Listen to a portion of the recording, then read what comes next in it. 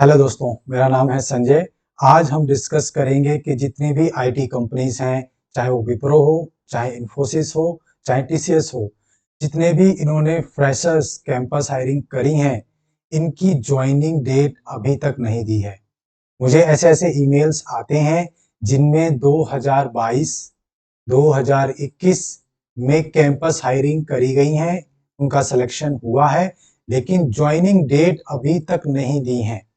कई-कई लोग 1-1 साल से, डेढ़-डेढ़ साल से वेट कर रहे हैं ज्वाइनिंग डेट का, लेकिन उनको ज्वाइनिंग डेट कंपनीज़ ने दी नहीं है। ऐसा क्या रीज़न है कि उनको ज्वाइनिंग डेट नहीं मिली अभी तक? जो कंपनियां हैं वो ये कहती हैं कि जो हमारे प्रोजेक्ट्स आने थे, जो रिक्वायरमेंट यूरोप, यूएसए से आनी थी, वहां पर डिमांड कम हो गई और हमको उस तरह के प्रोजेक्ट्स नहीं मिले जितने की एक्सपेक्टेशन थी। और इसी वजह से हमको जितने भी जो सिलेक्शन किए थे उनको होल्ड पे डालना पड़ा। देखने वाली बात यहाँ पर ये है कि अगर इन कंपनियों की कमाई नहीं हुई, प्रॉफिट नहीं हुए, प्रोजेक्ट्स नहीं आए, तो इनके सीईओ की जो सैलरी है पिछले 4 साल में 40% बढ़ी है।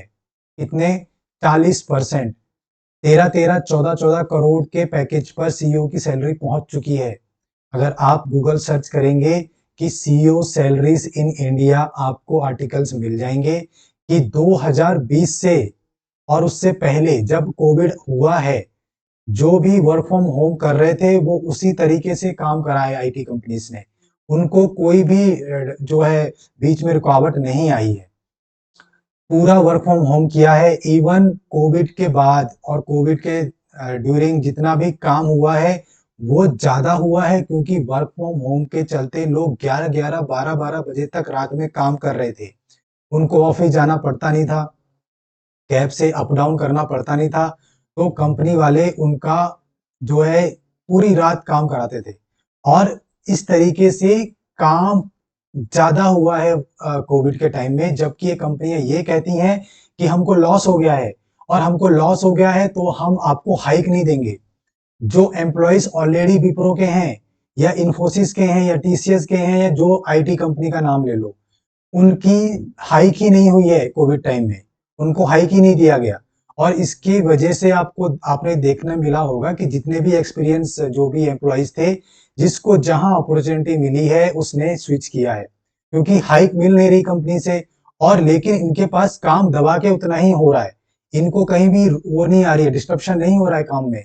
वर्क फ्रॉम होम कर रहे हैं, पूरा पूरा काम हो रहा है, 12-12 घंटे काम कराया जा रहा है। तो दूसरी कंपनियों ने इनको हायर करना शुरू कर दिया अच्छे अच्छे पैकेजेस में।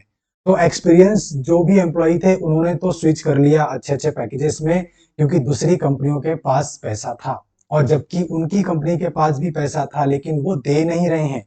वो कोविड का नाम लेकर हाइक नहीं दे रहे हैं।